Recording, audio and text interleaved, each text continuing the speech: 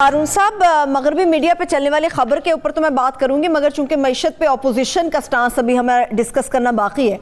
Opposition कहती है कि मुआशी ग्रोथ की ये लोग बात कर रहे हैं, मिफ्ता साहब कहते हैं कि ये सरासर झूठ है, बिल्कुल इस किस्म का कोई फिगर नहीं है। जुबैर साहब भी इसी किस्म की स्टेटमेंट दे रहे हैं, ये फजूल में लुटियाँ डाल रहे हैं। बिलावल साहब कहते हैं कि अगर घर घर मुआशी बदहाली से बचाना है तो इमरान खान को उतारना होगा, इसकी हुकूमत को गिराना होगा। अब आप मुझे बताएं कि अपोजिशन इस किस्म का बयान ये क्यों अपनाए हुए, क्या वाकई एक मतफितरी अमल है उनका? देखिए, उसकी तो मैं अर्ज़ करता हूँ क्यों अपनाए हुए है। अपोजिशन का काम ही यही होता है। लेकिन उससे पहले मैं एक वजाहत कर दूँ। अभी चौधरी परवेज़ इलाही साहब का फ़ोन आया वक्फे में, वो पहले भी फ़ोन कर रहे थे, बार बार घंटी बज रही थी, मुझे बंद करना पड़ा टेलीफोन। उनका ये कहना है कि ये जो चौधरी निसार साहब के करीबी हल्के जो दावा कर रहे हैं वो दुरुस्त नहीं है। सूरत हाल ये नहीं है कि हमने रुकावट पैदा की। सूरत हाल ये है कि चौधरी साहब ने खुद ही इतना अरसा इसको मुलतवी किए रखा, फिर इसको ठीक तरह से हैंडल नहीं किया। वो कहते हैं कि मुझे जब मैं यानी ये दौर शुरू हुआ, वो स्पीकर बने, तो उन्होंने फ़ोन किया और कहा कि कुछ अरसे के बाद मैं फ़ैसला करूंगा, तो इस चीज़ का ख्याल रखिएगा। वो कहते हैं मैंने इसका ख्याल रखा और 3 महीने गुजर गए, फिर दोबारा उनसे बात की, फिर उन्होंने कहा कि अभी नहीं ले सकता, फिर 6 महीने गुजर गए, फिर सवालात उठने शुरू हुए कि उनकी रुकनीत कायम रह सकती है, ये नहीं रह सकती। फिर उन्हें तवज्जो दिलाई गई। फिर वो कहते हैं कि उन्होंने मेरा फ़ोन सुनना ही छोड़ दिया। मैं फ़ोन करता था, वो सुनते नहीं थे और जवाबी फ़ोन भी नहीं करते थे। तो फिर ये एक इतना तवील वक्त गुजर गया कि अब ये फितरी तौर पर ये सवाल वजारत कानून से पूछना ही पड़ा कि अब सूरत हाल क्या है, आर्डिनेंस भी आ गया है। तो उन्होंने कहा मेरे साथ उन्होंने फिर भी कोई राब्ता नहीं किया और स्टाफ के किसी आदमी को कह दिया कि फ़लाँ दिन मैं आऊँगा और उस दिन मैं हल्फ लूँगा।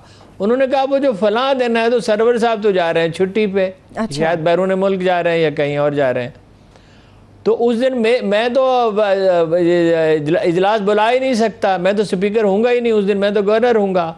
इसलिए मुझ पे इसकी ज़िम्मेदारी नहीं है और इसको अभी देखेंगे। वो बात उनसे मुकम्मल नहीं हो सकी कि क्या बिल्कुल हलफ की कोई सूरत है बाकी या नहीं है, लेकिन उन्होंने कहा कि मुझ पे अगर इल्ज़ाम लगाया जा रहा है तो ये दुरुस्त नहीं है। मैं तो फ़ोन करता रहा और उन्होंने मेरा फ़ोन ही नहीं सुना। अब देखते हैं चौधरी निसार साहब इसका क्या जवाब देते हैं। अब तो प्रोग्राम का वक्त ख़त्म हो रहा है, वरना उनसे भी रब्ता कर लेते हैं। ठीक है, अब कुछ बात अपोजिशन और अब आपने अपोजिशन की जो बात की है उस पर अर्ज करता।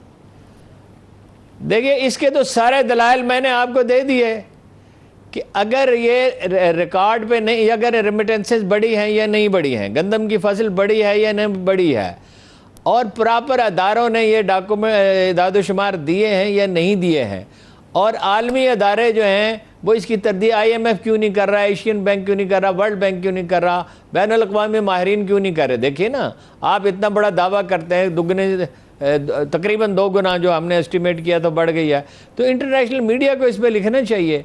बाकी अपोजिशन अगर ये नहीं कहेगी तो और क्या कहेगी। अब वो कहते अच्छा, फिर इसमें वो कोरोना का फैक्टर भूल जाते हैं। फ़र्ज़ कीजिए हुकूमत हम तो वैसे उसकी परफॉर्मेंस तो इमरान हुकूमत की ठीक नहीं रही, तो ये परफॉर्मेंस ये जो काबीना उन्होंने बनाई, वैसे तो इस निज़ाम में हमेशा यही होता रहेगा, हमेशा सदारती निज़ाम में तरक्की हुई है, हालांकि दुनिया भर में जमहूरियत में तरक्की होती है, इसलिए कि हमारे लोग तैयारी तो करते नहीं हैं। लेकिन अपोजिशन की राय की हैसियत इसलिए नहीं है कि अगर कोई सही काम भी इमरान खान ने किया है या किसी भी हुकूमत ने किया है, इमरान खान भी यही करते थे, तो वो तो तरदीद करेगी। इसलिए उस तरदीद को हम कोई अहमियत नहीं देते। वो जो गैर जानबदार माहिरीन है वो कहें या बैनुल अक़वामी अदारे कहें तो फिर हम मान सकते। ठीक है, चलिए। बिलावल भुट्टो के कहने की क्या हैसियत है। बिलावल भुट्टो ने कहा सिंध के हिस्से का पानी खा गए। कौन खा गया सिंध के हिस्से का पानी? उनके हिस्से से ज़्यादा पानी दिया गया।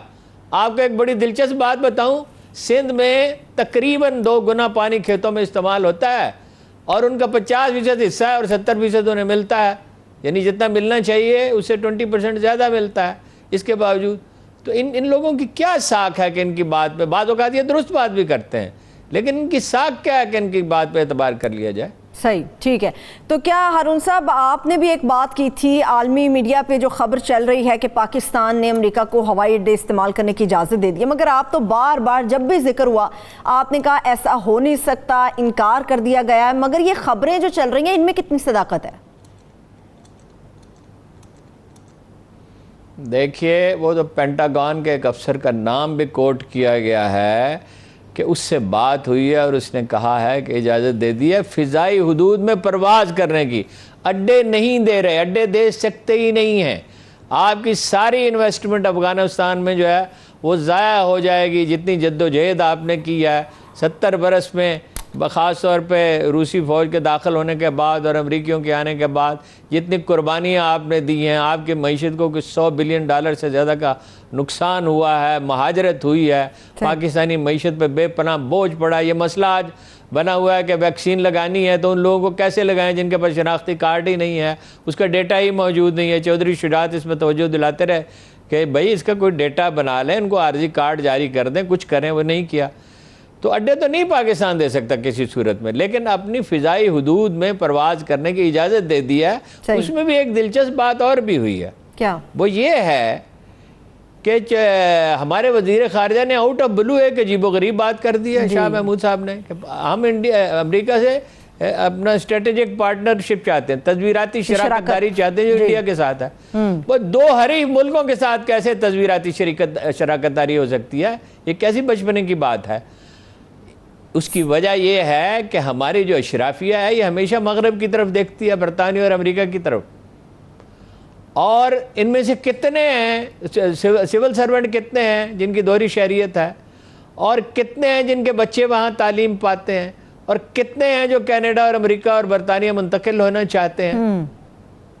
اس لیے کہ یہ ان کی نفسیات یہی ہے, مروبیت کی نفسیات ہے اور مفادات اسی سے وابستہ ہیں. کتنے ڈپلومیٹ ہیں جو واپس ہی نہیں آتے, وہیں کی شہریت اختیار کر لیتے ہیں.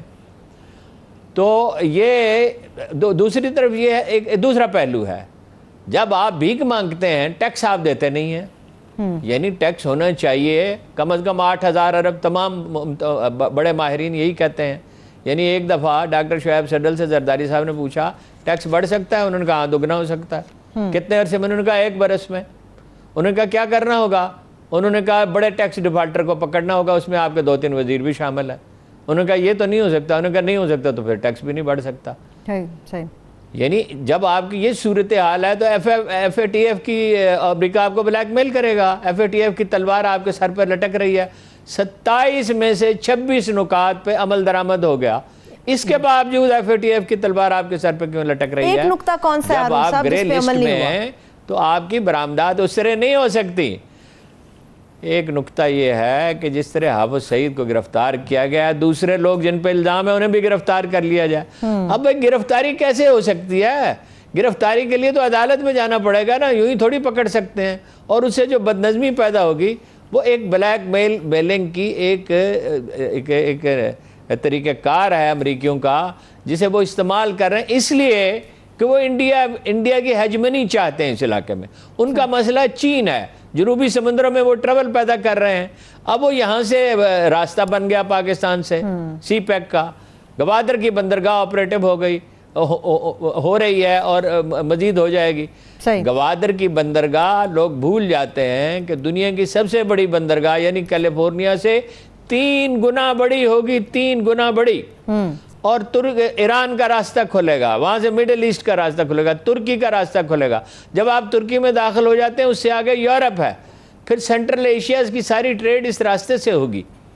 تو اس لیے پاکستان کو بلیک میل کرنے کی کوشش کی جا رہی ہے. اس میں بیچ کا راستہ یہ نکالا گیا ہے کہ فضائی حدود استعمال کرنے کی اجازت دے دی جائے, جو ظاہر ہے یہ بھی طالبان کے لیے یہ بھی ناپسندیدہ فیصلہ ہوگا. لیکن بہرحال جب آپ کے ہاتھ بندھے ہوئے ہوں تو آپ کو اسی طرح کے فیصلے کرنے. ٹھیک ہے, چلیے ہارون صاحب جاتے جاتے قوم کو ایک خوشخبری بھی سنا دیتے ہیں جو ہم سے پہلے طاہر اشرف سے علامہ طاہر اشرفی صاحب نے سنا دی ہے. انہوں نے کہا ہے جی قوم کو مبارک ہو, حج کی اجازت انہیں مل گئی ہے سعودی گورنمنٹ کی طرف سے.